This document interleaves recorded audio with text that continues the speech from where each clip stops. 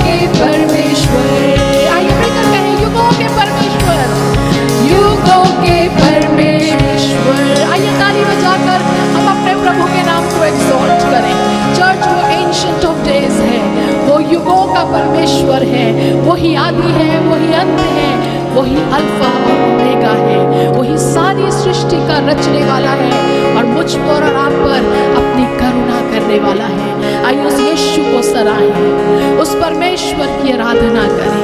He is worthy of our praises. He is worthy of our praises. सारी सृष्टि का स्वामी बस तू है, तू ही जीवित सामर्थी प्रभु है। जाति जाति में यीशु तू धन्य है, तेरी करुणा और दया अनंत है। मिलकर कहें सारी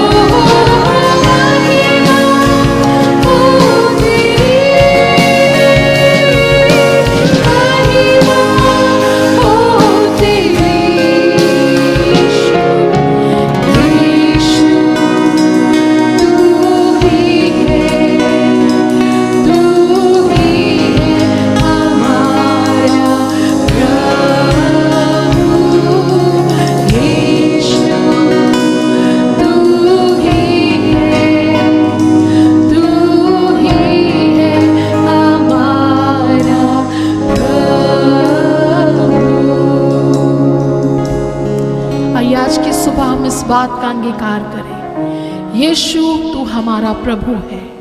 Jesus you are my Lord. यीशु तू हमारे जीवनों का प्रभु है, हमारे परिवारों का प्रभु है, हमारी कलीसिया का प्रभु है।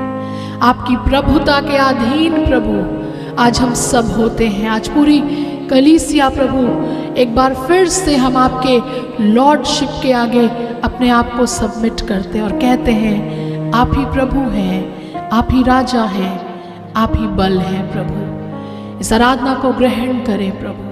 आगे की आराधना को हम आपके हाथों में देते हैं, आपके वचन को, आपके दास को हमसे बात करें। यीशु मसीह के नाम से मांगते हैं, आमीन आमीन। आइए अब समय है कि हम परमेश्वर के वचन में चलें और उससे पहले जल्दी से 2 सूचनाएं हम आप तक पहुंचा दें। एक तो डॉक्टर सैमचंद की ओर से जो सूचना हम तक दी गई है कि 15 अगस्त को उनका एक लीडरशिप समिट हो रहा है जो कि हम ऑनलाइन ज्वाइन कर सकते हैं और हमारे इंडियन टाइम के अनुसार शाम 6:30 से 8:30 के बीच में ये होगा। और हमारी इस सभा के बाद हम एक बार फिर से डिटेल्स को फ्लैश कर देंगे और आप उस पर ज्वाइन कर सकते हैं और उस समिट से आप लाभ उठा सकते हैं। दूसरी सूचना हमारी है, अगला मंथ सितंबर का मंथ है और हमारी कलीसिया के लिए एक रिजॉइसिंग का समय है, सेलिब्रेशन का समय है। 13 सितंबर हमारी कलीसिया की वर्षगांठ होती है और इस बार कलीसिया 78 वर्ष पूरे करेगी, 78 ईयर्स। और हम परमेश्वर के लिए बहुत धन्यवादी हैं कि परमेश्वर ने कलीसिया की यहाँ तक अगुवाई करी है और हर तरीके से कलीसिया को संभाला है। नाउ हम लोग चर्च भवन में तो नहीं मिल पाएंगे, लेकिन फिर भी हमारा सेलिब्रेशन ऑन रहेगा।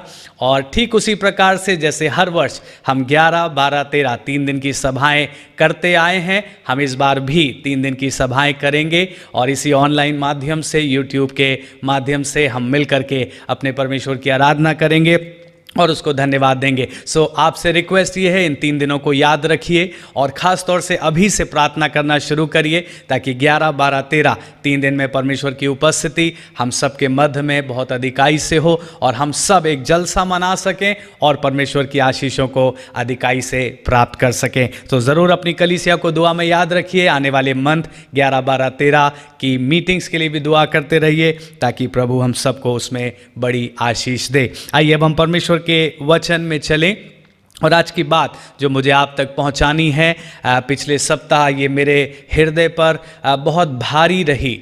इसने मेरे हार्ट को बहुत अधिकाई से भर दिया और फिर मैं अपने को रोक नहीं सका और मैंने सोचा मैं इसे कलीसिया तक अगर जल्द पहुंचा दूं तो अच्छा है ना। ये थोड़ा सा हो सकता है संदेश लंबा हो, सो हम आपके कोऑपरेशन को चाहेंगे कि आप अंत तक इस पूरी बात को ज़रूर सुने जो परमेश्वर मुझसे और अपनी कलीसिया से कहना चाहता है। साथ ही साथ इस संदेश में हमें कई हिस्सों को पढ़ना पड़ेगा, सो कुछ हिस्सों में हम दोबारा भी लौटेंगे। सो आपसे निवेदन है कि अपनी बाइबल्स के साथ आप तैयार रहें, उन हिस्सों में ज़रूर जाएं और आप उनको नोट भी कर सकते हैं ताकि बाद में आप उन पर और अधिक अध्ययन करें और परमेश्वर की बात को हम पूर्ण रूप से समझ सकें। सो आइए हम संदेश को आरंभ करें और मेरे साथ खोलिए यहेजकेल उसका 7वां अध्याय, इज़ीकियल चैप्टर 7। और ये जो पहली बात मैं आपके सामने पढ़ने जा रहा हूँ, इसी बात ने मेरे हार्ट को बहुत ज़्यादा भर दिया, कंज्यूम कर लिया और इसलिए मैं यहीं से अपनी बात को शुरू करूँगा और फिर हम आगे संदेश में जाएंगे। यहेजकेल उसका 7वां अध्याय और उसका 7वां पद। और यहाँ पर यूँ लिखा है, हे देश के निवासी, तेरे लिए चक्र घूम चुका, समय आ गया, दिन निकट है। पहाड़ों पर आनंद के शब्द का नहीं, हुल्लड़ ही का होगा। ये बड़ी गंभीर बात है जो परमेश्वर मुझसे और आपसे कह रहा है। और परमेश्वर के वचन में हमने क्या पढ़ा? चक्र घूम चुका है, समय पूरा हो चुका है, वो घड़ी आ पहुंची है। और ये किस घड़ी की बात है, किस समय के पूरे होने की बात है? हमने पढ़ा, अब आनंद का शब्द नहीं, हुल्लड़ ही का शब्द सुनाई देगा। अगर इसको समझने के लिए हम उसके ऊपर के कुछ पदों में जाएं, आइए पहले पद से ही देखना शुरू करें। फिर यहोवा का ये वचन मेरे पास पहुंचा, हे मनुष्य के संतान, प्रभु यहोवा इज़राइल की भूमि के विषय में यूं कहता है, अंत हुआ, चारों कोनों समेत देश का अंत आ गया है। तेरा अंत भी आ गया और मैं अपना कोप तुझ पर भड़काकर तेरे चाल चलन के अनुसार तुझे दंड दूंगा और तेरे सारे घिनौने कामों का फल तुझे दूंगा। मैं और आप जानते हैं, जब हम बाइबल को पढ़ते हैं, हम हमेशा इस बात को देखते आए हैं कि वो न्याय का दिन आएगा और अब वो न्याय का दिन बहुत निकट आ पहुंचा है। और जब न्याय का दिन आएगा तो परमेश्वर कह रहा है कि मैं सबके कामों के अनुसार उनको बदला दूंगा, मैं उनके कामों के अनुसार उनके साथ व्यवहार करूंगा। और अगर हम इन शब्दों में गौर करें तो परमेश्वर के एंगर को, परमेश्वर के क्रोध को भी हम इसमें महसूस कर पा रहे हैं।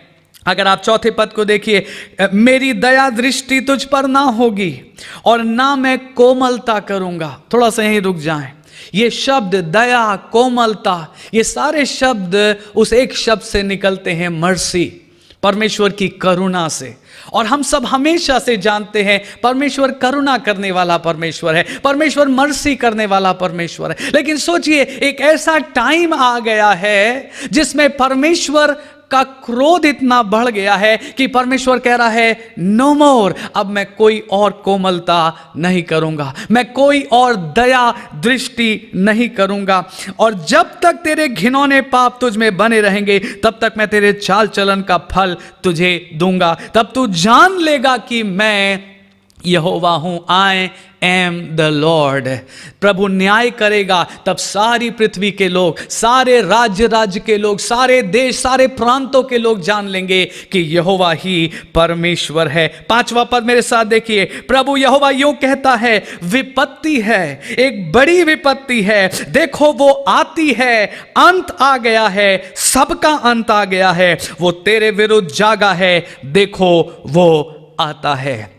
ना ये पदों को पढ़ने से मैं और आप इसकी गंभीरता को समझ सकते हैं। परमेश्वर दुखी है, परमेश्वर न्याय करने के लिए अब उठ खड़ा हुआ है और परमेश्वर कह रहा है चक्र घूम चुका है, समय आ पहुंचा है, अब घड़ी आ पहुंची है कि मैं इस सारे जगत का न्याय करूं। प्रभु के लोगों, ये मेरे और आपके लिए परमेश्वर की ओर से एक चेतावनी के रूप में है, मेरे और आपके लिए तैयारी का समय है, मेरे और आपके लिए परमेश्वर की ओर एक बार फिर से देखने का और लौट आने का समय है। It is time for God's people to come back और परमेश्वर के सामने आकर अपने जीवन को एक बार फिर से अर्पण कर देने का समय है, क्योंकि परमेश्वर चेतावनी दे रहा है, परमेश्वर अपने वचन को भेज रहा है, अब समय आ पहुंचा है, चक्र घूम चुका है, घड़ी आ पहुंची है, मैं उठ खड़ा हुआ हूं और अब मैं कोमलता नहीं करूंगा बल्कि मैं जलजलाहट करूंगा हर उस व्यक्ति के साथ जिसने पाप में जीवन बिताया है, जिसने गुनाह में जीवन बिताया है, जिसने घिनौने काम किए हैं। मैं उससे हिसाब लूंगा, मैं उसका न्याय करूंगा। प्रभु के लोगों, अगर मैं इसको यूं कहूं, ये मेरे और आपके लिए चेतावनी जरूर है, लेकिन चेतावनी के साथ साथ ये मेरे और आपके लिए सुरक्षा की बात है। परमेश्वर नहीं चाहता है कि वो न्याय का दिन मेरे और आपके ऊपर अचानक से आ जाए, इसीलिए तो उसने अपना वचन हमें दिया है। आमीन। अगर परमेश्वर हमको बचाना ना चाहता होता तो परमेश्वर अपना वचन क्यों भेजता? परमेश्वर हमको पहले से वार्निंग क्यों देता? अगर परमेश्वर मुझसे और आपसे प्यार ना करता होता तो वो मनुष्य बनकर क्यों आता, उस क्रूस पर जाकर इतने दुख क्यों उठाता? परमेश्वर मुझसे और आपसे प्यार करता है। हालेलुया, उसका धन्यवाद हो। वो मेरी और आपकी चिंता करता है। पिछली बार हमने सीखा था परमेश्वर ना केवल हमारे नाम को जानता है बल्कि परमेश्वर हमारी सुधि भी लेता है। गॉड रिमेंबर्स अस। और आज मैं स्ट्रांगली बोल्डली कह सकता हूं, God has remembered us one more time. इसीलिए परमेश्वर ने अपने इस वचन को मेरे लिए और आपके लिए भेजा है। मैं फिर से कह रहा हूं, ये कठोरता का शब्द नहीं है बल्कि ये दया से भरा हुआ शब्द है, क्योंकि परमेश्वर हमको पहले से चेतावनी देकर, वार्निंग देकर तैयार कर देना चाहता है, ताकि जब परमेश्वर न्याय करने को उठे तो हम उस भीड़ में ना पाए जाएं, हम उन लोगों में ना पाए जाएं जिनके लिए वचन लिखा है कि तुमने घिनौने काम किए हैं इसलिए अब मैं तुमसे पलटा लूंगा, बल्कि हम उस दूसरी भीड़ में पाए जाएं जिनसे परमेश्वर अपनी दया और अपनी भी कोमलता करेगा। हालेलुया। जब आप इस वचन को सुन रहे हैं और जब आप परमेश्वर के वचन को पढ़ भी रहे हैं, हो सकता है आपका ध्यान इस अध्याय के ऊपर के शीर्षक पर जाए। वहां लिखा है इज़राइल का दंड निकट है, इज़राइल का दंड निकट है। और हो सकता है मेरे और आपके मन में बात उठे, ओहो सो ये हमारे लिए नहीं है, ये इज़राइल के लिए है, ये एक पर्टिकुलर देश के लिए है, सो हमको इससे डरने की ज़रूरत नहीं है। प्रभु के लोगों, मैं आपसे कुछ कहना चाहता हूँ, इस बात को इस गलत नज़रिए से ना देखें। अगर परमेश्वर इज़राइल जो उसकी संतान है, जो उसके अपने निज लोग हैं, जो उसके अब्राहम उसके दास की संतान है, अगर परमेश्वर उनके लिए न्याय करेगा तो परमेश्वर अन्य तमाम देशों का भी न्याय करेगा। आमीन। अगर परमेश्वर उनसे हिसाब लेगा तो परमेश्वर तमाम अन्य देशों के लोगों से भी हिसाब लेगा। एक और चीज़ मैं कहना चाहता हूँ, जब मैं और आप इस बाइबल को पढ़ते हैं और इस बाइबल में हम बहुत सारी प्रतिज्ञाओं को पढ़ते हैं जो खास तौर से इज़राइल के लिए दी गई है, हम उनको तो झट से ले लेते हैं हम उनको तो जल्दी से रिसीव कर लेते हैं। हम कहते हैं ओ आत्मिक रूप से हम भी इज़राइल हैं, सो ये आशीष सिर्फ इज़राइलियों के लिए क्यों है, ये हमारे लिए भी है। आमीन। सो अगर हम आशीषों को ले लेते हैं तो क्या न्याय की बात को ना लें? अय्यूब ने कहा, जिस परमेश्वर के हाथों से मैंने सुख लिया है, क्या उसके हाथों से मैं दुख ना लूं? प्रभु के लोगों, अगर परमेश्वर प्रेम करता है तो एक समय आएगा जब परमेश्वर न्याय करने को भी उठेगा। और अगर मैं और आप न्याय से बचना चाहते हैं, अगर मैं और आप उस दिन लज्जित होना नहीं चाहते हैं, इसीलिए तो परमेश्वर अपने वचन को दे रहा है ताकि मैं और आप चेत जाएं। आमीन। और वचन क्या है? चक्र घूम चुका है, समय आ पहुंचा है, परमेश्वर अब न्याय करने को उठेगा। अपने आप को, मुझे और आपको तैयार करना है ना। इस संदेश को जो शीर्षक मैंने दिया है, अभी तक मैंने शीर्षक आपको नहीं बताया, आप ध्यान से सुने। इस संदेश को शीर्षक मैंने यूं दिया है, अ line is being drawn. A line is being drawn. God is drawing a line of dividing. Yes, परमेश्वर एक रेखा खींच रहा है, परमेश्वर एक लाइन खींच रहा है। और आपको मालूम है ये लाइन परमेश्वर सिर्फ चर्च और दुनिया के लोगों के बीच में नहीं खींच रहा है। हम सोचते हैं हाँ यस यस परमेश्वर एक लाइन खींचेगा, चर्च एक तरफ होगा और बाकी दुनिया के लोग एक तरफ। आप ध्यान से इस संदेश को सुने। God is drawing a line inside the church. परमेश्वर कलीसिया के अंदर अपने लोगों के बीच में एक लाइन ड्रॉ कर रहा है। और यही आज का संदेश है कि परमेश्वर मेरे और आपके बीच में, कलीसिया के बीच में एक काम कर रहा है और उस काम में परमेश्वर एक लाइन खींच रहा है, परमेश्वर एक रेखा खींच रहा है। आपको समझाने के लिए मैं ले चलूं पहला पत्रस उसका 4 अध्याय, 1 पीटर्स चैप्टर 4। मेरे साथ आप खोलिए प्लीज, पहला पत्रस उसका 4 अध्याय और हम पढ़ेंगे उसके 17वें पद को, वर्स 17। लिखा है, क्योंकि वो समय आ पहुंचा है कि पहले परमेश्वर के लोगों का न्याय किया जाए, और जबकि न्याय का आरंभ हम ही से होगा तो उनका क्या अंत होगा जो परमेश्वर के सुसमाचार को नहीं मानते।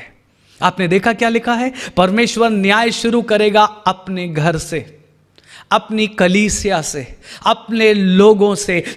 हमको कई बार लगता है ओ न्याय होगा, दुनिया के लोगों का होगा, हमारा न्याय नहीं होगा।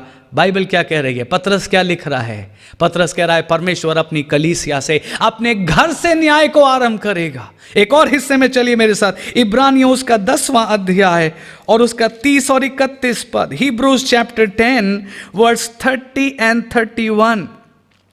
वहां लिखा है, क्योंकि हम उसे जानते हैं जिसने कहा कि पलटा लेना मेरा काम है, मैं ही बदला दूंगा। और फिर यह कि प्रभु अपने लोगों का न्याय करेगा। गौर करिए, प्रभु अपने लोगों का न्याय करेगा। आगे लिखा है, जीवते परमेश्वर के हाथों में पड़ना भयानक बात है।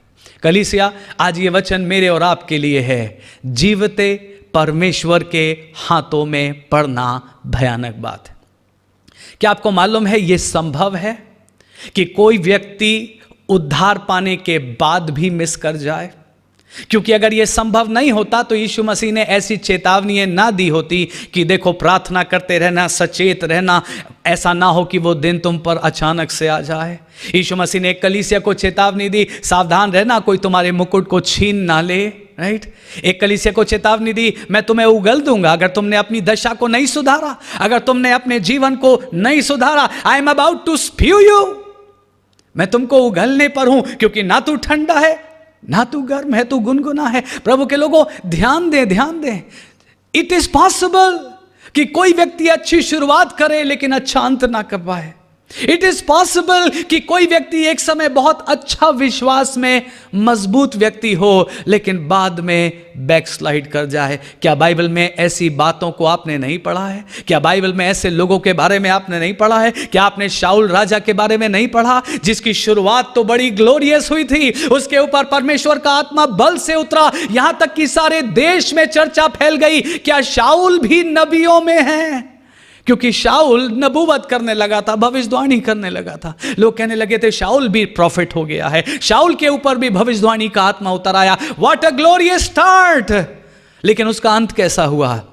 यहोवा का आत्मा उसको छोड़कर चला गया और एक दुष्ट आत्मा उसको सताने लगा। उसका अंत कितना भयानक हुआ! आखिरी में वो परमेश्वर पर भरोसा छोड़कर भूत सिद्धि करने वाले के पास चला गया और उससे मदद मांगने लगा। प्रभु के लोगों, परमेश्वर का वचन बहुत गंभीरता के साथ आया है, इसने मेरे दिल को बहुत भर दिया है, इसीलिए इसका बड़ा बर्डन मेरे ऊपर है और मैं आपको उसी तरीके से पहुंचाना चाह रहा हूं जैसे ये वचन मुझे मिला है। जीवते परमेश्वर के हाथों में पड़ना भयानक बात है। इट इज ड्रेडफुल कि कोई व्यक्ति परमेश्वर के हाथों में पड़ जाए, कोई व्यक्ति परमेश्वर के सामने न्याय के लिए पहुंचे और वो सिद्ध ना पाया जाए। It is dreadful. लेकिन 2 पदों में हमने क्या पढ़ा? God will begin judgement in his house.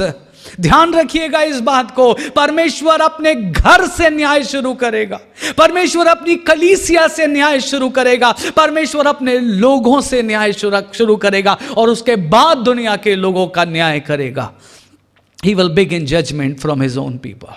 इसलिए मुझे और आपको सावधान होने की जरूरत है। God is drawing a dividing line. परमेश्वर एक लाइन खींच रहा है, परमेश्वर एक रेखा खींच रहा है। और मैं फिर से कहना चाहूंगा, ये रेखा दुनिया में नहीं खींच रहा है, ये रेखा अपने घर में, अपनी कलीसिया में खींच रहा है। God is drawing a line. परमेश्वर एक लाइन को खींच रहा है, परमेश्वर एक लाइन को खींच रहा है और कलीसिया में वो उन लोगों के बीच में विभाजन कर रहा है जो सो कॉल्ड हैं, जो केवल मुंह से उसका आदर करते हैं लेकिन उनके दिल परमेश्वर से दूर हैं। वो ऐसे लोगों को एक तरफ कर रहा है और ऐसे लोगों को जो आत्मा और सच्चाई से उसकी सेवा कर रहे हैं, जो आत्मा और सच्चाई और नम्रता से उसके पीछे चल रहे हैं, उनको वो दूसरे समूह में शामिल कर रहा है। प्रभु के लोगों, मुझे और आपको समझना जरूरी है। मैंने आपसे कहा था आज का संदेश में कई जगह हम जाएंगे। अब मेरे साथ चलिए प्रकाशित वाक्य की किताब, बाइबल की आखिरी किताब, मैं आपको दिखाऊं परमेश्वर अपनी ही कलीसिया में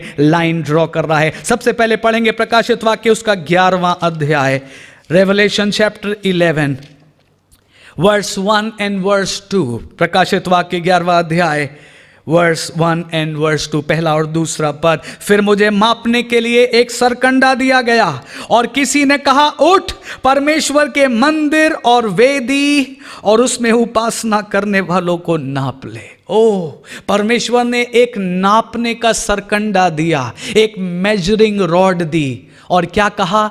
मेरे घर में जाओ। एंजल से क्या कहा? गो टू माई चर्च, मेरे कलीसिया में जाओ और मेरी कलीसिया में जाकर नाप करो। किस किस चीज का नाप करो? परमेश्वर के मंदिर और वेदी और उसमें उपासना करने वालों को नाप लो। परमेश्वर के मंदिर अर्थात कलीसिया, वेदी मतलब हमारी प्रार्थनाएं और उपासना करने वाले लोगों को, वर्शिपर्स को परमेश्वर नाप रहा है। प्रेयर करने वालों को परमेश्वर नाप रहा है। हर एक जन जो प्रोफेस करता है कि मैं परमेश्वर का सेवक हूं, परमेश्वर इन दिनों में उसको जांच रहा है। परमेश्वर मुझे और आपको तौल रहा है। आपको याद है वो राजा बेलशेजर जिसके लिए कहा गया, मने मने तकेल उपरसीन, हे राजा तू तौला गया लेकिन तू कम निकला। प्रभु के लोगों, ये मत सोचें केवल वही राजा तौला गया। परमेश्वर हर व्यक्ति को तौलता है, परमेश्वर हर व्यक्ति के मोटिव्स को तौलता है। परमेश्वर मेरे मोटिव्स को तौलता है, परमेश्वर आपके मोटिव्स को तौलता है। परमेश्वर मेरे विचारों को तौलता है तो परमेश्वर आपके विचारों को भी तौलता है। परमेश्वर न्यायी है, एक सहाय। सो क्या हम देख रहे हैं? गो टू माई हाउस, मेरे चर्च में जाओ, मेरे भवन में जाओ, मेरे मंदिर में जाओ, एंड मेजर द पीपल। वहां जाकर लोगों को नापो। और फिर देखिए दूसरे पद में क्या लिखा है, पर मंदिर के बाहर का आंगन छोड़ दे, उसे मत नाप, क्योंकि वो अन्य जातियों को दिया गया है और वे पवित्र नगर को 42 महीने तक रौंदेंगे। A line is being drawn, A line is being drawn. एक रेखा खींच दी गई, एक लाइन खींच दी गई। परमेश्वर ने कहा मेरे मंदिर को नाप लो, मेरे लोगों को नाप लो, वर्शिप करने वालों को, प्रार्थना करने वालों को जांच लो और फिर एक लाइन खींच दो। कुछ लोग इस लाइन के इस पार और बाकी लोग लाइन के उस पार। और जो लाइन के उस पार हैं उनके लिए क्या लिखा है? वो रौंदे गए। लाइन के उस पार का हिस्सा रौंदा गया। मैं कुछ और जगह आपको ले चलूं। चलिए प्रकाशित वाक्य के उसके दूसरे अध्याय में, इसी पुस्तक के दूसरे अध्याय में मेरे साथ आइए।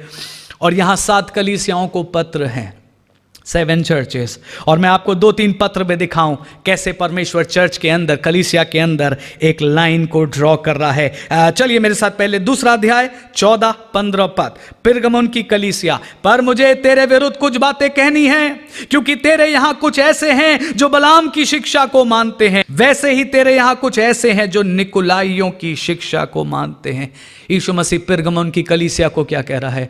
तुम्हारे चर्च में, तुम्हारे बीच में ऐसे लोग हैं जो बलाम की शिक्षा को मानते हैं, ऐसे लोग हैं जो निकोलाइयों की शिक्षा को मानते हैं, ऐसे लोग हैं जो रॉन्ग टीचिंग्स को फॉलो कर रहे हैं, जो ऐसी टीचिंग्स को फॉलो कर रहे हैं जो मेरी ओर से नहीं है। लेकिन अगर आप उसी के ऊपर के पदों में पढ़ेंगे तो देखिए क्या लिखा है, 13 पद। मैं जानता हूं कि तू वहां रहता है जहां शैतान का सिंहासन है, तू मेरे नाम पर स्थिर रहता है और मुझ पर विश्वास करने से उन दिनों में भी पीछे नहीं हटा जिनमें मेरा विश्वास योग्य साक्षी अंतिपास तुम्हारे बीच में घात कर दिया गया। ऊपर के 2 वर्सेस में परमेश्वर उसी कलीसिया में कुछ लोगों की सराहना कर रहा है और फिर अन्य 2 पदों में परमेश्वर उसी कलीसिया में कुछ लोगों से कह रहा है, तुम क्यों बलाम की शिक्षा को मानते हो, तुम क्यों निकोलाइयों की शिक्षा को मानते हो, तुम क्यों रॉन्ग टीचिंग्स को मान रहे हो। लेकिन वहीं पर दूसरे ग्रुप से क्या कह रहा है, शाबाश मेरे विश्वास योग्य लोगों, मैं जानता हूं कि तुम दुख उठाने के बावजूद भी मेरे साथ फेथफुल हो। क्या आपने देखा, परमेश्वर ने एक ही कलीसिया के अंदर एक लाइन खींच दी और 2 ग्रुप्स कर दिए। एक ग्रुप वो जो फेथफुल है, एक ग्रुप वो जो दुख उठा रहा है, एक ग्रुप वो जो प्रभु के लिए जान देने तक विश्वास योग्य है। लेकिन उसी कलीसिया में एक और ग्रुप है जिससे क्या कहा जा रहा है, why are you following false things. तुम गलत बातों के पीछे क्यों चल रहे हो, तुम गलत शिक्षाओं को क्यों सुन रहे हो, तुम गलत लोगों को क्यों सुन रहे हो, तुम बलाम और निकोलाइयों जैसे लोगों को क्यों सुन रहे हो, उनकी शिक्षा पर गौर क्यों कर रहे हो। मैं शीघ्र आऊंगा, यीशु मसीह ने कहा मैं जल्द आऊंगा। देखिए आगे देखिए 16 पद, अतः मन फिरा, नहीं तो मैं तेरे पास शीघ्र आकर अपने मुख की तलवार से उनके साथ लड़ूंगा। जिनके कान हो वो सुन ले, आत्मा कलीसियाओं से क्या कहता है। आपने देखा यीशु मसीह ने एक लाइन को ड्रॉ कर दिया। मैं जल्दी से और आगे आपको ले चलूं, इसी अध्याय के आप 20 पद से मेरे साथ देखिए। यहां थुआतीरा की कलीसिया है और यीशु मसीह क्या कह रहा है इस कलीसिया से, 20 पद, पर मुझे तेरे विरुद्ध यह कहना है कि तू उस स्त्री इजबेल को रहने देता है जो अपने आप को भविष्यद्वक्तिन कहती है और मेरे दासों को व्यभिचार करने का और कई ऐसी वस्तुओं को खाना सिखलाकर भरमाती है। मैंने उसको मन फिराने के लिए अवसर दिया तो था, पर वो अपने व्यभिचार से मन फिराना नहीं चाहती। देख मैं उसे रोग शैया पर डालता हूं और जो उसके साथ व्यभिचार करते हैं यदि वे भी उसके कामों से मन ना फिराएंगे तो मैं उन्हें बड़े क्लेश में डालूंगा। थुआतीरा की कलीसिया को यीशु मसीह कह रहा है, तुमने क्यों इजबेल की स्पिरिट को अर्थात व्यभिचार की आत्मा को अपने जीवनों में वेलकम किया। तुम क्यों एक तरफ तुम कलीसिया के हिस्सा हो लेकिन दूसरी तरफ ओ इजबेल की स्पिरिट, वो व्यभिचार की आत्मा, बाइबल में लिखा है आंखों की अभिलाषा, शरीर की अभिलाषा, जीविका के घमंड के पाप। क्यों बहुत से लोग आज मसीह होने के बावजूद भी व्यभिचार के बंधनों में हैं।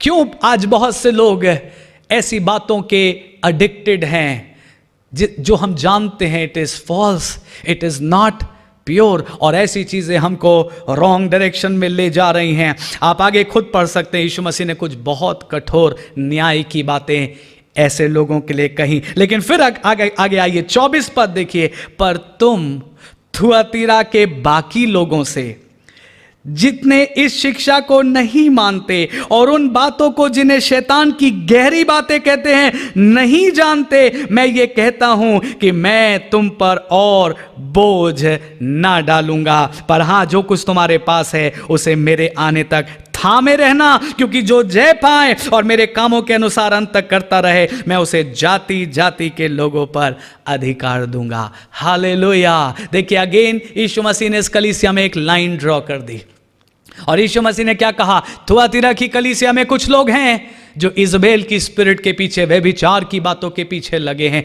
यीशु मसीह कहता है या तो मन फिरा लो, वरना मैं बहुत भारी दंड के साथ तुमसे मिलने आऊंगा। लेकिन वहीं उसी कलीसिया में यीशु मसीह एक लाइन ड्रॉ करता है और दूसरी कलीसिया से क्या कहता है, कलीसिया के दूसरे लोगों से क्या कहता है तुमने जो इन शिक्षाओं को नहीं माना, इसलिए मैं तुमसे कहता हूं यूं ही बने रहना, क्योंकि जब तुम जय पाओगे मैं तुम्हें जाति जाति पर अधिकारी बना दूंगा। एक और जगह चलें, इन्हीं कलीसियाओं में 3रा अध्याय और उसके 3 और 4 पद को देखिए। सरदीस की कलीसिया, चर्च ऑफ सार्डिस, और यहां पर 3 और 4 पद में लिखा है, इसलिए स्मरण कर कि तूने कैसी शिक्षा प्राप्त की और सुनी थी और उसमें बना रहे और मन फिरा। यदि तू जागृत ना रहेगा तो मैं चोर के समान आ जाऊंगा और तू कदापि ना जान सकेगा कि मैं किस घड़ी तुझ पर आ पड़ूंगा। उस कलीसिया में प्रभु फिर से कुछ लोगों से कह रहा है कि तुम अपने कामों को सुधारो, तुमको मन फिराने की ज़रूरत है,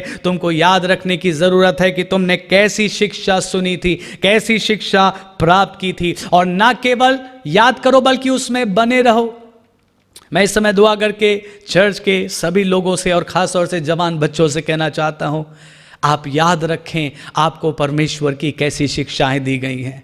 आप याद रखें परमेश्वर की कौन सी बातें आपको सौंपी गई हैं, और यीशु मसीह क्या कह रहा है, ना सिर्फ याद रखना बल्कि उसमें बने रहना, क्योंकि यदि मैं और आप उसमें बने रहेंगे तब हम सुरक्षा पाएंगे। लेकिन फिर 4 पद में देखिए, पर हां सरदीस में तेरे यहां कुछ ऐसे लोग हैं जिन्होंने अपने अपने वस्त्र अशुद्ध नहीं किए, वे श्वेत वस्त्र पहने हुए मेरे साथ घूमेंगे क्योंकि वे इसके योग्य हैं। Again a line is being drawn, एक लाइन खींच दी यीशु मसीह ने।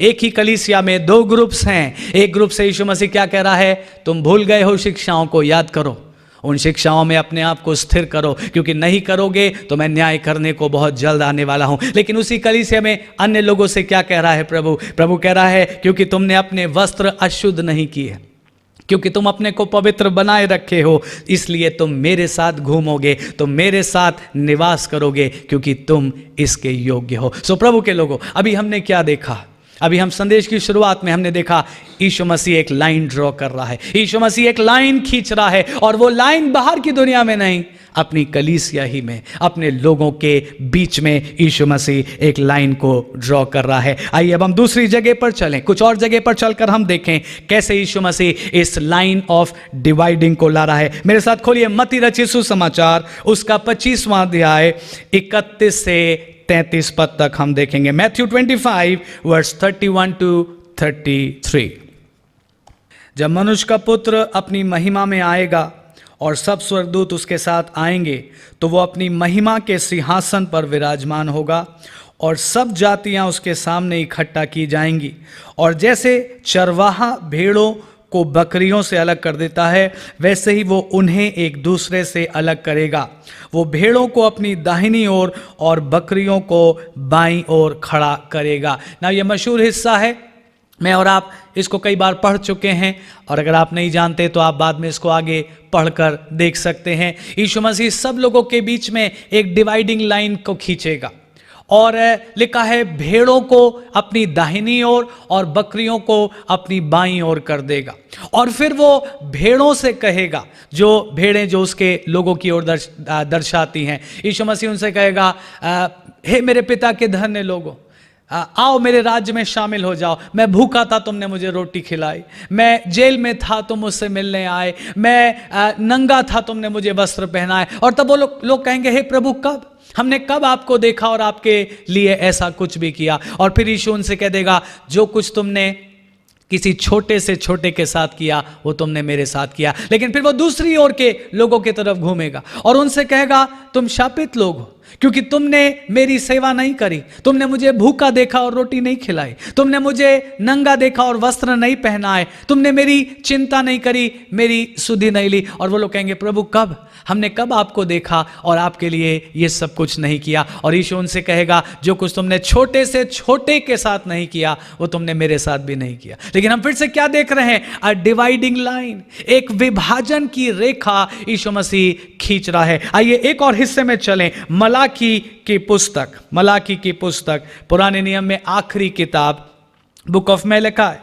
और हम देखेंगे इसके 3 अध्याय में और हम पढ़ेंगे इसके 17 और 18 पद को। मलाकी 3, 17 और 18 लिखा है, सेनाओं का यहोवा ये कहता है, जो दिन मैंने ठहराया है उस दिन वे लोग मेरे वरन मेरे निज भाग ठहरेंगे और मैं उनसे ऐसी कोमलता करूंगा जैसी कोई अपने सेवा करने वाले पुत्र से करे।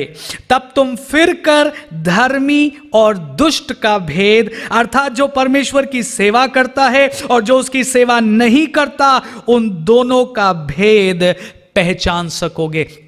Again a dividing line is being drawn, एक विभाजन की रेखा खींची जा रही। और परमेश्वर क्या कह रहा है? कह रहा है उस दिन तुमको दिखाई देगा। इस दुनिया में कई बार हमको डिफरेंस दिखाई नहीं देता ना। इस दुनिया में हमको लगता है, अरे दुष्ट लोग शायद ज्यादा सफल होते हैं, दुष्ट लोग ज्यादा खुशी से रहते हैं, उनको कोई डर नहीं है, उनको कोई चिंता नहीं है। और जो धार्मिकता से चलते हैं, जो ईमानदारी से चलते हैं, उनको बहुत सारे दुख हैं ना। और कई बार लोग ऐसी चिंताओं में पड़ जाते हैं, डिफरेंस दिखाई नहीं देता है। लेकिन परमेश्वर क्या कह रहा है? वो दिन आएगा जब क्लियर डिफरेंस दिखाई देगा। आमीन। क्लियर डिफरेंस दिखाई देगा, एक साफ अंतर दिखाई देगा उन लोगों में जो परमेश्वर के लोग हैं और उन लोगों में जो परमेश्वर को नहीं मानते, उन लोगों में जिन्होंने परमेश्वर की सेवा की है और उन लोगों ने जिन्होंने परमेश्वर की सेवा नहीं करी। उनके बीच में एक क्लियर डिफरेंस, एक क्लियर डिमार्केशन दिखाई देगा। सो अभी तक हमने क्या देखा संदेश में? कि परमेश्वर एक विभाजन की रेखा को खींच रहा है। और मैंने आपसे कहा था, केवल यही मत सोचें कि परमेश्वर दुनिया और कलीसिया के बीच में रेखा खींच रहा है, वो रेखा हमेशा से है। लेकिन हम आज क्या सीख रहे हैं? परमेश्वर अपनी कलीसिया में ही, अपने लोगों के बीच में ही एक फिल्टर करने का काम कर रहा है, एक सफाई करने का काम कर रहा है, एक सिफ्टिंग करने का काम कर रहा है। परमेश्वर खलिहान को साफ कर रहा है। बाइबल में पढ़ा ना आपने, उसका सूप उसके हाथ में है। वो अनाज को और भूसी को अलग अलग करने आ रहा है। परमेश्वर अपनी कलीसिया में लोगों को वे कर रहा है। याद रखिएगा जो हमने पढ़ा था प्रकाशित वाक्य 11 में, वो सरकंडा देकर परमेश्वर ने कहा, जाओ मेरे मंदिर को, मेरी वेदी को और उपासना करने वाले लोगों को नाप लो। प्रभु के लोगों, मैं और आप चेतावनी को लें और परमेश्वर के सामने धार्मिकता के साथ जीवन बिताएं। अब इस संदेश के अगले हिस्से में अभी हमने पहली बात देखी कि कैसे परमेश्वर कलीसिया में एक अंतर की रेखा को खींच रहा है। अब इसके आखिरी भाग में मैं आपको ये वचन से दिखाऊंगा जो परमेश्वर ने मुझे दिखाया कि आखिर परमेश्वर ऐसा क्यों कर रहा है, क्या जरूरत है। Why would God ever do this with his own people? परमेश्वर अपनी ही कलीसिया में ऐसा काम क्यों करे या क्यों कर रहा है, और उसका कारण अब हम इस आखिरी हिस्से में देखेंगे। मैं उसको यूं आपसे कहूं, उसका कारण ये है क्योंकि अभी भी मेरे और आपके जीवन में वो सिद्धता नहीं आई है जो प्रभु देखना चाहता है। अभी भी हमारे कैरेक्टर्स में, हमारे चरित्रों में वो गंभीरता नहीं आई है जैसा परमेश्वर का वचन मुझसे और आपसे डिमांड करता है। अभी भी मेरी और आपकी सोच पूरी तरीके से बदली नहीं है। अभी भी मेरे और आपके विचार कई बार तो अच्छे होते हैं, लेकिन कई बार बहुत निम्न स्तर के होते हैं। या मैं दूसरे शब्दों में यूं कहूं, परमेश्वर इसलिए इस विभाजन की रेखा को खींचेगा क्योंकि बहुत से लोग अभी भी उन बातों में जीवन जी रहे हैं जिनसे परमेश्वर को घृणा आती है। वो काम जो परमेश्वर को पसंद नहीं है। बहुत से लोग कहलाते तो हैं मसीह के, कहलाते तो हैं प्रभु के ना। हमने पढ़ा वचन में ना, लिखा बहुत से लोग अंत के दिन खड़े होकर कहेंगे, हे प्रभु हमने तेरे नाम से सेवा की है, हे प्रभु हमने तेरे नाम से गवाही दी है, हे प्रभु हमने तेरे नाम से दुष्ट आत्माओं को निकाला है। और यीशु मसीह उनसे कहेगा, दूर हो जाओ, मैं तुम्हें कभी नहीं जानता था, मैं तुम्हें कभी नहीं जानता था, I never knew you. Hindi में आया है, हे कुकर्म करने वालों, हे कुकर्म, ऐसे काम करने वाले जो परमेश्वर की दृष्टि में घृणित हैं, जो परमेश्वर को पसंद नहीं है। और प्रभु के लोगों, मैं आप पर दोष नहीं लगा रहा हूं, आप मुझ पर दोष नहीं लगा सकते। हम सब अपने जीवन का मूल्यांकन करें, हम सब अपने जीवन को परमेश्वर के स्टैंडर्ड्स पर रखकर जांचें। हम सब परमेश्वर के सामने आए उघाड़े रूप से और परमेश्वर से कहें, प्रभु मुझे जांच और परख और मेरे मन और मेरी चिंताओं को भी जान ले और देख कि मुझ में कहां कहां कुटिलता है, और हे प्रभु मुझे अपने अनंत के मार्ग में चला। It is very much needed church, क्योंकि अगर मैं और आप ऐसा जीवन जीते रहे जैसा दुनिया के लोग जीते हैं, तो ऐसा ना हो कि हमारा अंत भी वैसा हो जैसा दुनिया के लोगों का अंत होगा। प्रभु ना करे मुझे और आपको उस अंत के दिन, उस न्याय के दिन लज्जित होना पड़े। नो नो नो नो, बल्कि पतरस कहता है अगर तुम ठीक से विश्वास का जीवन जियोगे तो तुम बड़े आदर के साथ परमेश्वर के अनंत राज्य में प्रवेश कर जाओगे। हालेलुया, आदर के साथ प्रवेश करना है। आइए परमेश्वर के मार्गों पर चले, परमेश्वर की बातों को गंभीरता से ले। हमने क्या देखा मलाकी में? परमेश्वर कह रहा उस दिन तुम्हें अंतर दिखाई देगा, दुष्ट और धर्मी के बीच में, जो मेरी सेवा करता और जो मेरी सेवा नहीं करता उसके बीच में अंतर दिखाई देगा। और 17 पद में हमने क्या पढ़ा?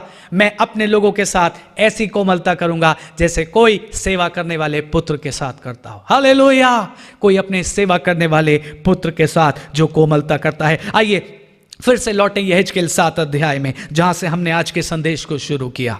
यहेजकेल उसके 7वें अध्याय में लौटें, इज़ेकिएल चैप्टर 7, और फिर से देखें 7वां पद। हे देश के निवासी, तेरे लिए चक्र घूम चुका, समय आ गया है, दिन निकट है, पहाड़ों पर आनंद के शब्द का नहीं, हुल्लड़ ही का दिन होगा। परमेश्वर क्या कह रहा है? चक्र घूम चुका है, समय आ पहुंचा है। अब आइए आगे के पदों को पढ़ें और समझें, अगर परमेश्वर ऐसा कुछ कर रहा है तो क्यों कर रहा है। अब थोड़े दिनों में मैं अपनी जलजलाहट तुझ पर भड़काऊंगा और तुझ पर पूरा कोप उंडेलूंगा और तेरे चाल चलन के अनुसार तुझे दंड दूंगा। गौर करिए इस बात पर, परमेश्वर क्या कह रहा है? क्यों यह समय आया है? तेरे चाल चलन के कारण, because of your behaviour, because of how you live, किस प्रकार से तुम जीवन जी रहे हो, उसके कारण यह न्याय तुम्हारे ऊपर आया है। तेरे सारे घिनौने कामों का फल मैं तुझे भुगताऊंगा। वर्स 9, मेरी दया दृष्टि तुझ पर ना होगी और ना मैं तुझ पर कोमलता करूंगा, मैं तेरी चाल चलन का फल तुझे भुगताऊंगा। फिर से प्रभु अपनी बात को रिपीट कर रहा है, it is how we live. हमारा चाल चलन कैसा है, हमारा सोच विचार का जीवन कैसा है, हमारा बोलना, हमारा देखना, हमारा सोचना और हमारा सुनना कैसा है। तेरी चाल चलन का फल मैं तुझे भुगताऊंगा और तेरे घिनौने पाप तुझ में बने रहेंगे, तब तुम जान लोगे कि मैं यहोवा दंड देने वाला हूं। वर्स 10 पर गौर करिएगा, 10वें पद पर। देखो उस दिन को देखो, वो आता है, चक्र घूम चुका, छड़ी फूल चुकी, और फिर आगे क्या लिखा है? अभिमान फूला है। इस बात पर मेरा ध्यान रुक गया, इस बात से मैं भयभीत हो गया जब मैंने इसको पढ़ा। जब पहली बार मेरा ध्यान इस पर गया, I said, oh my goodness, this is what God is pointing out to. परमेश्वर क्या कह रहा है? किस बात के लिए कह रहा है छड़ी फूल गई? It has blossomed, rod has blossomed, है ना, फल आ गया, फल आ गया, फ्रूशन आ गया। किस चीज का फ्रूशन आ गया? अभिमान का फ्रूशन आ गया। प्राइड अपने फ्रूटफुलनेस तक पहुंच गया। ध्यान से समझेंगे, पहले प्राइड हमारे अंदर एक सीड के समान था, लेकिन हमने उसको डील नहीं किया। वो एक बीज के समान हमारे अंदर शैतान ने बोया, लोगों ने बोया, और हमने उसको अपने अंदर से उखाड़ कर नहीं फेंका, बल्कि हमने उसको पनपने दिया, हमने उसको बढ़ने दिया, हमने उसको सींचा, हमने कई बार उसको एंजॉय किया। लेकिन अब बढ़ते बढ़ते परमेश्वर कह रहा है, इनफ, इनफ, बहुत हो गया। अब प्राइड अपनी फुलनेस पर आ गया है, घमंड अपनी फुलनेस पर आ गया है। क्या आपने पढ़ा? चक्र घूम चुका है, छड़ी फूल गई है, अभिमान फूला है। Pride has come to its fullness. प्रभु के लोगों, अपने को जांचने का समय है, अपने को परखने का समय है, परमेश्वर के सामने जाकर रोने का समय है। हे प्रभु, मेरे अंदर घमंड का एक छोटा सा ट्रेस भी पाया न जाए। लॉर्ड डिलीवर मी लॉर्ड, मुझे तू स्वतंत्र कर प्रभु, हर एक प्रकार के घमंड से और हर एक प्रकार के घमंड के विचार से। अब आप बात समझे, परमेश्वर क्यों न्याय की बात कर रहा है, वो भी अपनी कौम से, अपने लोगों से। भले ही ये परमेश्वर के लोग कहलाते हैं, लेकिन परमेश्वर कह रहा है, you know, because of your pride, तुम्हारे घमंड की वजह से। और परमेश्वर क्या कह रहा है? ना सिर्फ तुम्हारे अंदर छोटा सा घमंड है, बल्कि घमंड फूला है।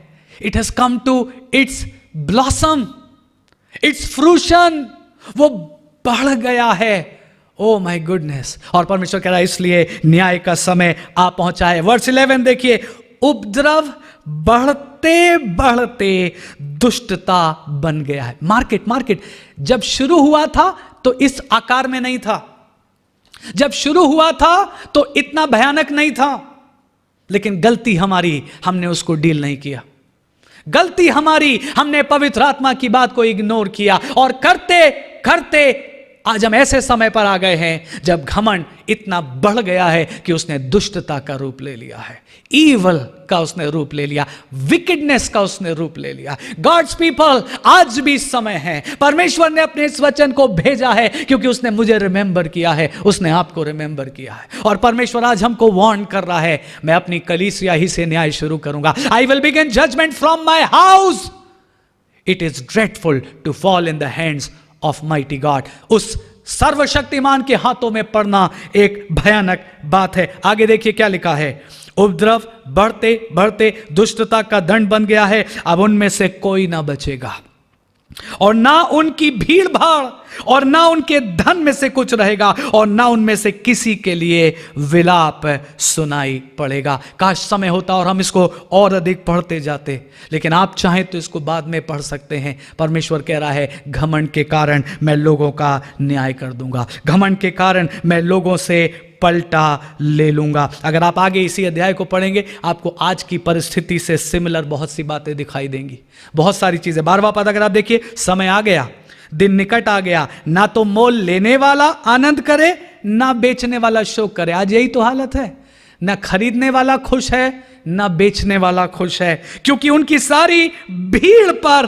कोप भड़क उठा है। ओ माय गुडनेस, परमेश्वर चेतावनी भेज रहा है, क्योंकि बहुत बार बहुत सी ऐसी चीज़ें हमारे अंदर अब फुलनेस तक पहुंच गई हैं। नो, इट इज़ लाइक हमने उसको पनपने दिया, और अब अपने फुल हार्वेस्ट पर वो आ गया है।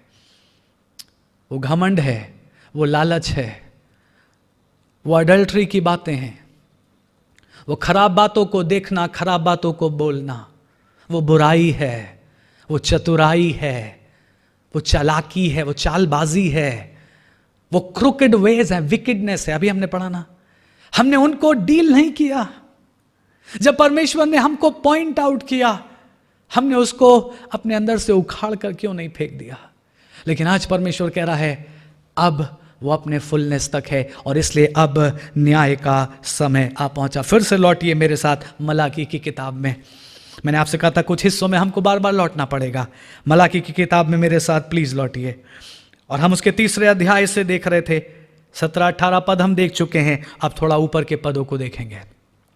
मलाकी 3 वर्ष 13 से देखिए, यहोवा ये कहता है, तुमने मेरे विरुद्ध ठिठाई की बातें की हैं, परंतु तुम पूछते हो हमने तेरे विरुद्ध क्या कहा है। तुमने कहा परमेश्वर की सेवा करना व्यर्थ है। हमने जो उसके बताए हुए कामों को पूरा किया और सेनाओं के यहोवा के डर के मारे शोक का पहरावा पहने हुए चले, इससे क्या लाभ हुआ। 15 पद, अब से हम अभिमानी लोगों को धन्य कहते हैं, क्योंकि दुराचारी तो सफल हो गए, वरन वे परमेश्वर की परीक्षा करने पर भी बच गए। नो, ये गलत सोच है कि दुनिया के लोग जैसे चाहे जी रहे हैं और परमेश्वर उनका हिसाब नहीं ले रहा है। परमेश्वर ने एक दिन ठहराया है, परमेश्वर ने न्याय का दिन ठहराया है। इसमें अगर आप इन वर्ड्स पर गौर करिए, परमेश्वर कहता तुमने मेरे विरुद्ध ढिठाई की है। ढिठाई का पाप, हठ का पाप। आप और देखिए इसमें शब्दों को, अभिमान, अभिमान, प्राइड, जिसकी हम बात कर रहे हैं ना। फिर आगे लिखा है दुराचारी लोग। अगर आप चौथे अध्याय में आ जाइए, इसी मलाकी के चौथे अध्याय में देखिए पहले पद से, क्योंकि देखो वो धधकते भट्टे का सा दिन आता है जब सब अभिमानी और सब दुराचारी लोग अनाज की खुटी के समान जल जाएंगे। परमेश्वर पॉइंट आउट कर रहा है, it is pride, it is pride, it is pride, जिस वजह से बहुत से लोग लाइन खींचेगी और वो दूसरी ओर खड़े हो जाएंगे। ओ my goodness, it is pride, it is fruition of pride. Pride इतना बढ़ गया कि उसने हमारे पूरे जीवन को छा लिया, उसने हमारे पूरे जीवन के ऊपर कब्जा कर लिया। प्रभु के लोगों, वार्न हो, सचेत हो, उस घमंड से आज ही अपने आप को बचा लें। इन केस ये वचन सुनते सुनते आपके अंदर की आवाज़ ये है, होली स्पिरिट की आवाज़ ये है कि आप उस घमंड से फ्री हो चुके हैं, उसको लाखों करोड़ों बार धन्यवाद दीजिए, क्योंकि ये भी हमारी अपनी ताकत से नहीं हुआ है। आमेन।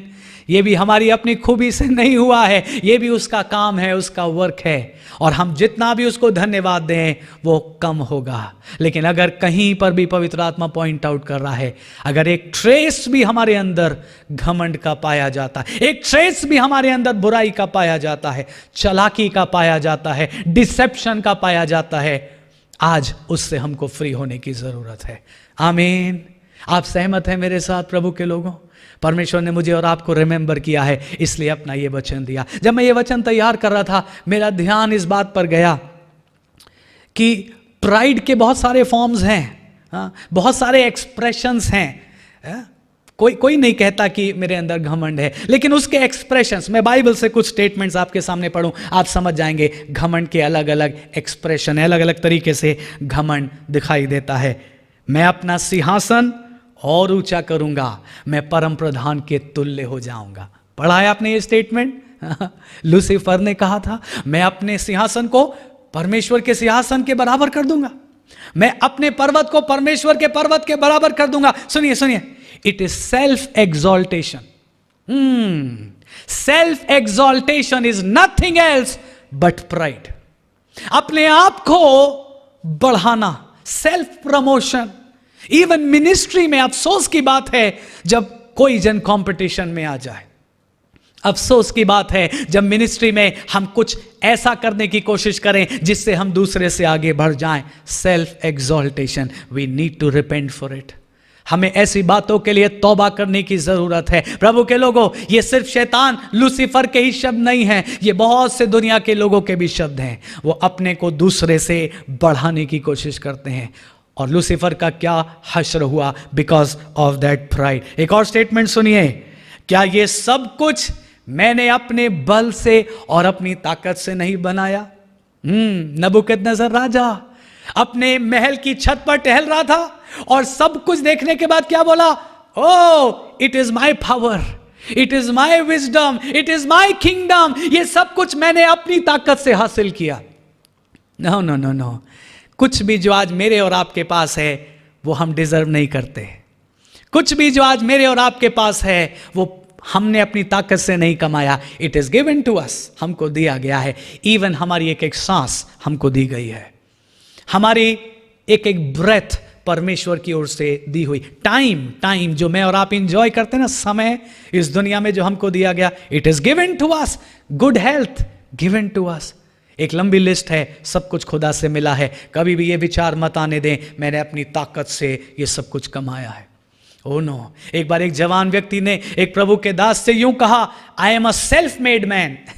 I am a self made man. कई बार लोग सोचते हैं, ओ मैंने अपनी ताकत से इतना बड़ा बिजनेस खड़ा कर लिया, मैंने अपनी ताकत से ये जॉब कमा ली है, मैंने अपनी बुद्धि से इतनी पढ़ाई कर ली। एक जवान ने एक प्रभु के दास से कहा, I am a self made man, और तुरंत उस प्रभु के दास ने जवाब दिया, you have just now relieved God of a very solemn responsibility. तुमने ऐसा कहकर अभी अभी परमेश्वर के जिम्मेदारी को अपने ऊपर से खत्म कर दिया। यू आर सेल्फ मेड, अब तुम अपना ख्याल रखो, परमेश्वर अब तुम्हारी जिम्मेदारी नहीं उठाएगा। How dreadful. None of us can ever think, जैसे नबूकदनेस्सर ने कहा सब कुछ मैंने अपनी ताकत से कमाया। क्या हुआ? अगली घड़ी आवाज आई, नबूकदनेस्सर जानवर बन गया और 7 वर्ष तक वो जानवरों के समान घास चरता रहा। एक और स्टेटमेंट मैं पढ़ूंगा। It is expression of pride. क्या परमेश्वर सिर्फ तुम ही से बात करता है? Oh, Dathan Abiram, Aaron and Miriam Moses के सामने खड़े हैं और क्या कह रहे हैं? क्या परमेश्वर सिर्फ तुम ही से बात करता है? क्या सिर्फ तुम ही नबी हो? No no no no no no, it is expression of pride. मैं और आप ऐसे विचारों में ना जाएं। Never never never compare yourself with other people of God. परमेश्वर ने हर किसी को अपनी दृष्टि में अपने पैमाने से अनुग्रह बांटा है। मैं और आप कोई नहीं होते किसी का मूल्यांकन करने वाले। मैं और आप कोई नहीं होते किसी को चुनौती देने वाले। एक स्टेटमेंट और पढ़ूंगा, बल्कि मैं चाहूंगा उसे आप मेरे साथ बाइबल में खोल लें तो अच्छा होगा। खोलिए मेरे साथ यशाया 65 और यहां से हम समाप्त करेंगे आज के संदेश को। आइजाया 65, क्विकली मेरे साथ चलिए। आइजाया चैप्टर 65 और यहां पर एक स्टेटमेंट है अगेन जो प्राइड का स्टेटमेंट है, बहुत भयानक घमंड का स्टेटमेंट है और ये इसके 5वें पद में हमको मिलता है। देखिए क्या लिखा है। वो कहते हैं हट जाओ, मेरे निकट मत आओ, क्योंकि मैं तुमसे अधिक पवित्र हूं। हट जाओ, मेरे पास मत आओ, क्योंकि मैं तुमसे ज्यादा पवित्र हूं। प्रभु के लोगों, क्या कभी ऐसा विचार हमारे मन में उठा है? क्या कभी हमने दूसरे प्रभु के दास और दासियों से अपने आप को तुलना करके अपने को ज्यादा मार्क्स दिए हैं? हमने अपने को ज्यादा क्रेडिट दिया है और हमने उनको नीचा देखकर कहा है ओह इनसे तो ज्यादा अच्छा मैं हूं, इनसे ज्यादा पवित्रता का मेरा जीवन है, परमेश्वर इनसे ज्यादा मुझसे प्रसन्न है। Never do that, never do that. क्योंकि परमेश्वर क्या कह रहा है? ये प्राइड का स्टेटमेंट है। बल्कि प्लीज अगर आप बाइबल में मेरे साथ इसको ध्यान से देखें, अगली लाइन बहुत गंभीर है।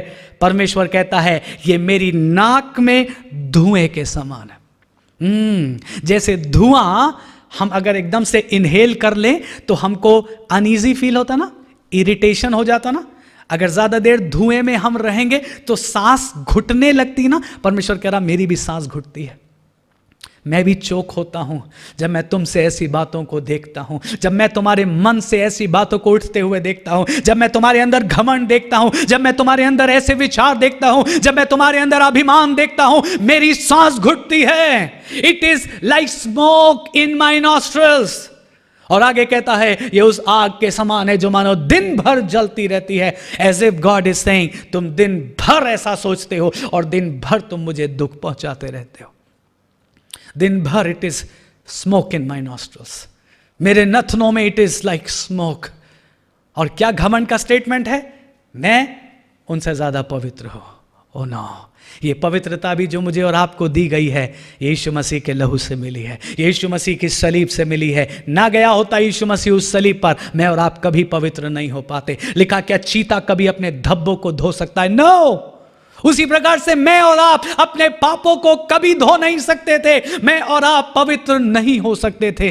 But thank God for the blood of Jesus. प्रभु के लोगों जल्दी से इसी अध्याय में मेरे साथ आगे चलिए और देखिए फिर से परमेश्वर एक डिफरेंस को ड्रॉ कर रहा है। मैं जल्दी से कुछ पद पढ़ाऊंगा एंड क्विकली हम इसको समाप्त करेंगे। 5वां पद हमने देख लिया, 6वां पद देखिए। देखो ये बात मेरे सामने लिखी हुई है, मैं चुप ना रहूंगा, मैं निश्चय बदला दूंगा, वरन तुम्हारे पुरखाओं के भी अधर्म के कामों का बदला तुम्हारी गोद में भर दूंगा। परमेश्वर कह रहा तुम घमंड कर रहे हो, मैं बदला दूंगा और तुम्हारे पुरखाओं का भी बदला मैं तुमको दूंगा। लेकिन फिर देखिए एक लाइन ऑफ डिवीजन। 8वां पद देखिए, यहोवा कहता है जिस भांति दाख के किसी गुच्छे में नया दाख मधु आ जाता है तब लोग कहते हैं उसे नष्ट मत कर क्योंकि उसमें आशीष है, उसी भांति मैं अपने दासों के निमित्त ऐसा करूंगा कि सबों को नष्ट ना करूंगा। हालेलुया। परमेश्वर ने फिर से एक लाइन खींच दी, बोला मैं सबको नष्ट नहीं करूंगा।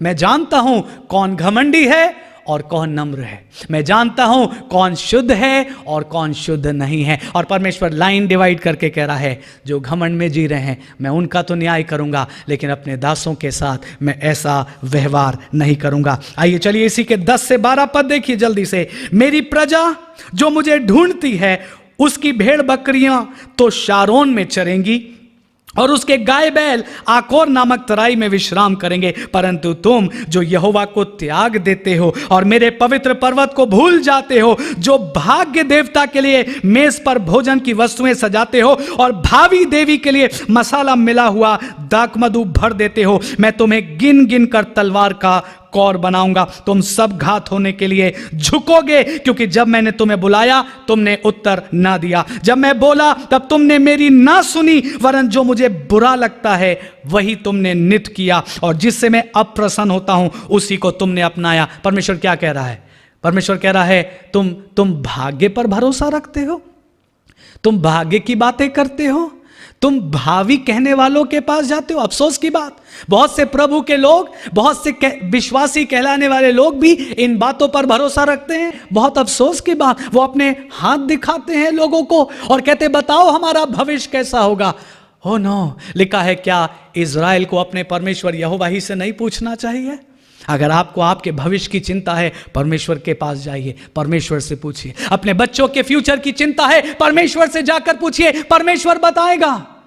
लेकिन ये दो तरफा जीवन मैं और आप ना जिए, क्योंकि चक्र घूम चुका है, छड़ी फूल चुकी है, परमेश्वर का समय निकट आ गया। परमेश्वर क्या कह रहा है? मैं ऐसे लोगों को तलवार का कौर बना दूंगा। लेकिन फिर डिफरेंस देखिए, जल्दी से 13 पद से पढ़ रहे हैं। इस कारण प्रभु यहोवा यूं कहता है, देखो मेरे दास तो खाएंगे पर तुम भूखे रहोगे। ओ लाइन ऑफ डिवीजन, मेरे दास पिएंगे पर तुम प्यासे रहोगे, मेरे दास आनंद करेंगे पर तुम लज्जित होगे। देखो मेरे दास हर्ष के मारे जय जयकार करेंगे, परंतु तुम शोक के मारे चिल्लाओगे। आप देख रहे हैं, परमेश्वर ने एक लाइन खींची, आपको दिखाई दे रही है?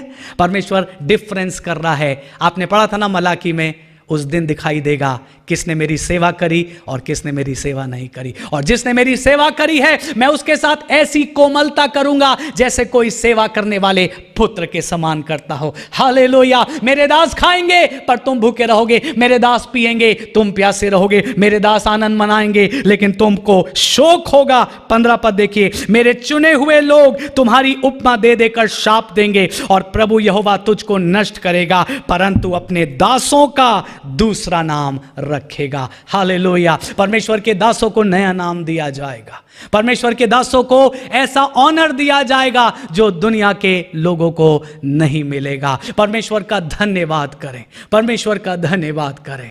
आइए एक बार फिर से अपने जीवनों पर गौर करें। मैं बार बार आपसे कह रहा हूं, बिकॉज गॉड हैज रिमेंबर्ड अस, इसलिए परमेश्वर ने इस वचन को हमारे लिए भेजा है। इसे परमेश्वर का कठोर वचन न माने, बल्कि परमेश्वर का दया से भरा हुआ यह वचन है, ताकि मेरे और आपके जीवन में वो सुधार आ जाए जो परमेश्वर लाना चाहता है। आइए हम अपनी आंखों को बंद करें, अपने जीवनों पर गौर करें और हम प्रभु की दोहाई दें, परमेश्वर को पुकारें, call on to God. Oh yes Jesus, और अपने जीवनों को अर्पण करें। उसे कहे प्रभु, हम जब वो लाइन डिवीजन की खींचेगी तो हम रॉन्ग साइड खड़े होना नहीं चाहते, हम अनराइचियस साइड पे खड़े होना नहीं चाहते, हम डार्कनेस की साइड पर खड़े होना नहीं चाहते, हम आपकी मर्सी की साइड पर खड़े होना चाहते, जहां हम आपसे सुन पाए, हे मेरे पिता के धन्य लोगों, आओ और उस राज्य में प्रवेश कर जाओ जो मैंने जगत की आदि से तुम्हारे लिए तैयार किया है। Lord, we do not want to miss your kingdom, we do not want to miss your salvation. हम आपके राज्य से चूकना नहीं चाहते, हम आपके उद्धार से चूकना नहीं चाहते। प्रभु, आज एक नया समर्पण करें। आइए मिलकर एक नया समर्पण करें। प्रभु से कहे, प्रभु मेरे दिल को तू जांच ले, मेरे मन मेरी आत्मा को तू जांच ले। प्रभु जूफे से मुझे साफ कर दे, मुझे शुद्ध कर दे, स्थिर आत्मा को नए सिरे से मेरे अंदर उत्पन्न कर दे। Yes Lord Jesus, oh yes Lord Jesus, thank you thank you thank you thank you thank you Lord. I have decided to follow Jesus. I have decided to follow Jesus. I have decided to follow Jesus. No turning back, no turning back. मिलकर कहिए, no turning back, no turning back. यीशु के पीछे, यीशु के पीछे मैं चलने लगा, यीशु के पीछे मैं चलने लगा, यीशु के पीछे मैं चलने लगा, ना लौटूंगा, ना लौटूंगा, ना लौटूंगा, ना लौटूंगा। दुआ करें, दुआ करें, दुआ करें, मांगे उससे, दुहाई दें, पुकारे, पुकारे, ऊंची आवाज से, ऊंची आवाज से, आंसुओं के साथ आज की सुबह एक बार फिर से उससे जुड़ जाएं, एक बार फिर से जुड़ जाएं। Yes Lord, yes Lord, yes Lord, I come to you God, I come back to the cross, I come back to the cross। प्रभु मैं तेरी सलीब के पास लौट कर आता हूं, मुझे ग्रहण कर प्रभु, ग्रहण कर, ग्रहण कर प्रभु, और मेरे अंदर से हर उस बात को तू निकाल दे जो तुझे नहीं भाती है प्रभु। मेरा जीवन तेरे लिए एक सुगंध के समान बने। Yes Lord, like a sweet smelling offering in your nostrils Lord। मेरा जीवन, मेरे जीवन का चाल चलन, मेरा व्यवहार प्रभु तेरे लिए धुएं के समान ना हो, बल्कि उस सुगंध धूप के समान हो प्रभु। Yes Lord Jesus, I have decided to follow Jesus।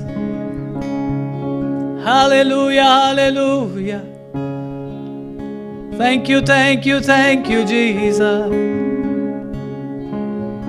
No turning back, no turning back, ना लौटूंगा, ना लौटूंगा। कहिए उससे, ना लौटूंगा, ना लौटूंगा।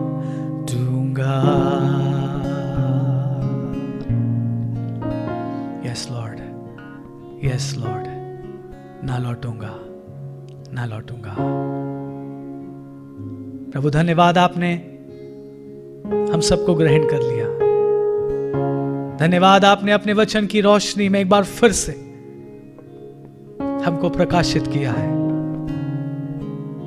मेरी दुआ है, जैसे यशाया 55 में लिखा है, आपका वचन कभी खाली नहीं लौटता, आपका यह वचन भी खाली नहीं लौटेगा, बल्कि उस उपज को उपजाएगा प्रभु, जिसे उपजाने के लिए आपने अपने इस वचन को भेजा है। हम सारी महिमा आपको देते हैं। आज जो काम आपने किया उसके लिए सारी महिमा आपको, और हम सब प्रभु इस कार्य में बने रहें उस दिन तक जब आप वापस नहीं आते और हम आपके राज्य में प्रवेश कर जाएं। उस दिन तक प्रभु आप हमारी थाती की, हमारे विश्वास की रक्षा करते रहिए प्रभु। हम सारी महिमा आपको देते हैं और धन्यवाद के साथ इस दुआ को यीशु मसीह के नाम में होकर मांगते हैं, आमीन। आइए हम प्रार्थना करें। अनुग्रहकारी दयालु प्रेमी पिता परमेश्वर, हम धन्यवाद देते हैं आपके वचन के लिए, जिसके द्वारा आपने अपने लोगों को आशीष दी है। प्रभु, आपके वचन के अनुसार हम अपने जीवनों को चला सकें, ताकि आपकी आशीषों में बढ़ें और अपने जीवन से आपको महिमा दे सकें।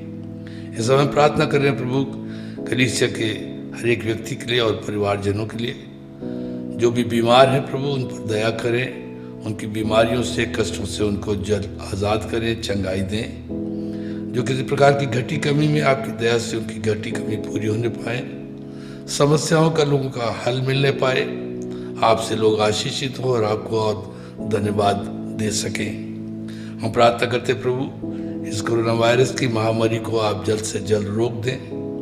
जो इसमें पीड़ित हैं प्रभु आप उन पर विशेष दया करें, उन्हें उससे जल्द चंगाई दें। जो इस सेवा में लगे हुए हैं प्रभु उनको भी आप सुरक्षा दें और प्रभु वो बगैर किसी प्रकार के डर के प्रभु लोगों की सेवा करने पाए। हर एक को हम आपके हाथों में सौंपते हैं और प्रार्थना करते हैं हर एक को आपकी आशीष मिले। प्रार्थना को अपने उद्धार करता प्रभु यीशु मसीह के नाम से मांगते हैं, आमीन। अब हमारे प्रभु यीशु मसीह का अनुग्रह, परमेश्वर पिता का प्रेम और पवित्र आत्मा की सहभागिता और संगति हमें से हर एक के साथ होती रहे, आमीन।